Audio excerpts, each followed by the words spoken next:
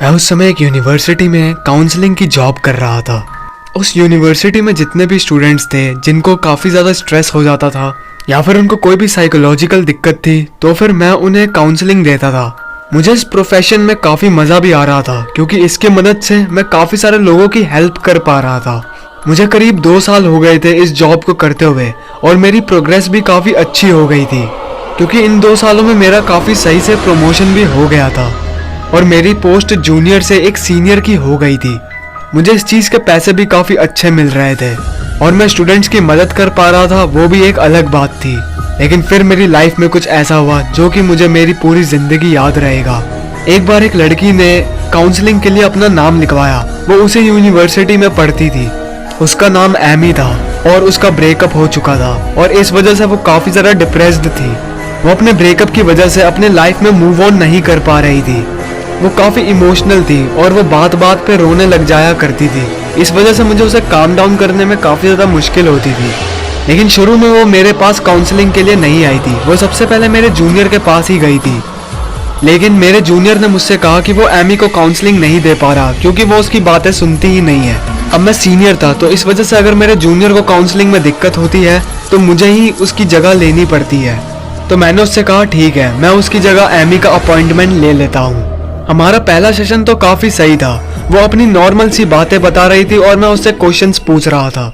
वो बस अपनी वही डिप्रेसिंग वाली बातें बता रही थी और मैं भी उसे ऐसे ही टिपिकल से क्वेश्चंस पूछ रहा था। उसकी बातों से मुझे पता चला कि उसकी लाइफ में काफ़ी ज़्यादा प्रॉब्लम्स हैं। लेकिन मुझे उसकी बातों से ये भी पता चला कि वो इन सभी चीज़ों का दोष दूसरे लोगों को देती है।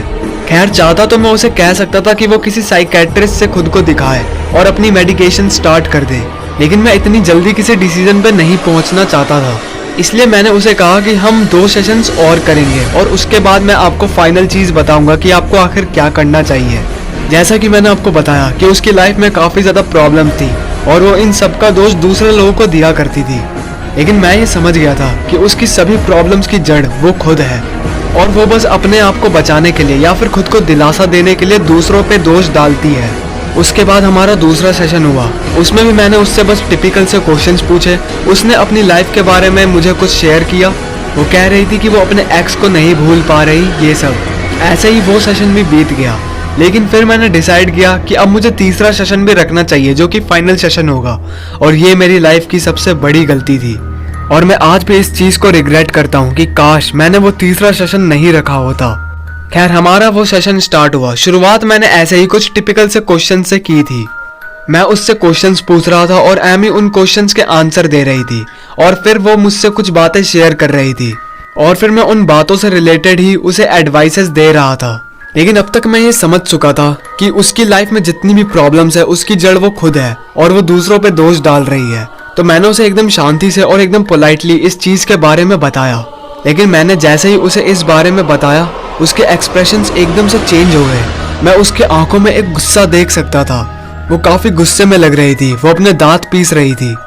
मैंने तो उसे बस एक एडवाइस दी थी लेकिन वो इस चीज़ को एज ए इंसल्ट ले रही थी। उसके बाद वो रोने लगी। वो मेरी बातें ही नहीं सुन रही थी।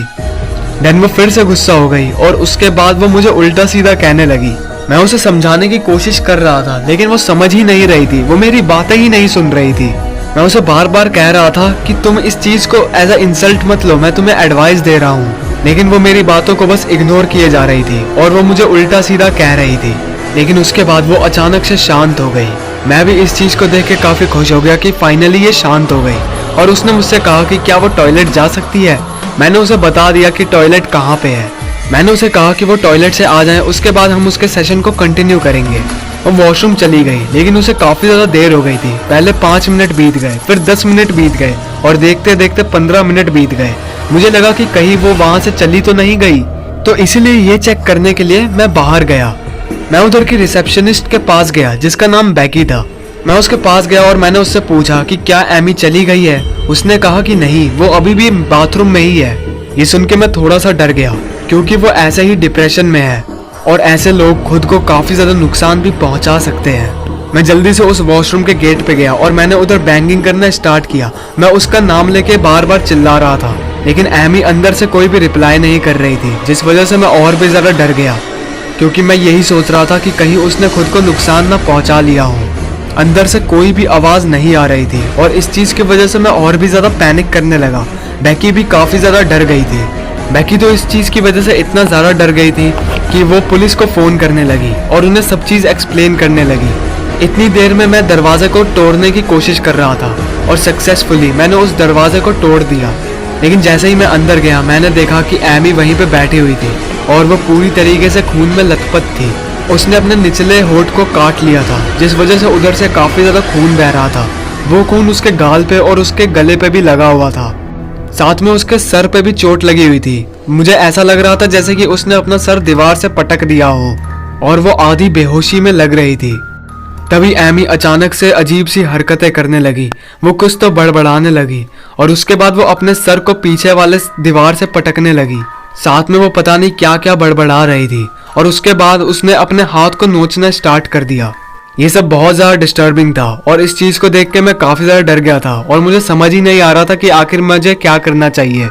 वहाँ पे बेकी भी आ गई थी और वो भी बाथरूम के बाहर से इन सब चीज़ों को देख रही थी। वो तो और भी ज़्यादा डर गई थी।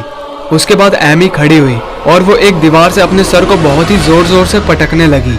उसका पूरा खून उस दीवार पे लग गया था। मैं उसे बार बार रुकने के लिए बोल रहा था लेकिन वो नहीं रुक रही थी, इसलिए मैं ज़बरदस्ती उसे रोकने लगा, वरना वो खुद को मार ही लेती। लेकिन तभी उसने मेरे मुंह से मेरी उंगलियों को काट लिया। उसने इतनी ज़्यादा तेज़ से मुझे काटा था कि मैं तो चिल्लाने ही लगा। उसके बाद वो बेकी के पास चली गई और वो बेकी को पकड़ के रोने लगी। मेरे हाथ से भी बहुत ही ज़्यादा खून बहने लगा। मुझे हद से ज़्यादा दर्द हो रहा था। बेकी ने भी पुलिस को फ़ोन कर दिया। मैंने भी फर्स्ट एड कर ली थी, लेकिन अभी प्रॉब्लम्स यहाँ पे ख़त्म नहीं हुई थी, क्योंकि एमी इतनी ज़्यादा पागल लड़की है कि उसने पुलिस से कहा कि उसे जितनी भी चोटें लगी है वो सब मेरी वजह से हुई है और मैंने ही उसे इतनी बुरी तरीके से मारा है। और उसके बाद उसने मेरे खिलाफ FIR दर्ज करवा दी। पुलिस भी उसकी ही साइड ले रही थी, क्योंकि भले ही लोग कहते हैं कि जेंडर इक्वालिटी होनी चाहिए, लेकिन असल में यही लोग जेंडर इक्वालिटी को सपोर्ट नहीं करते।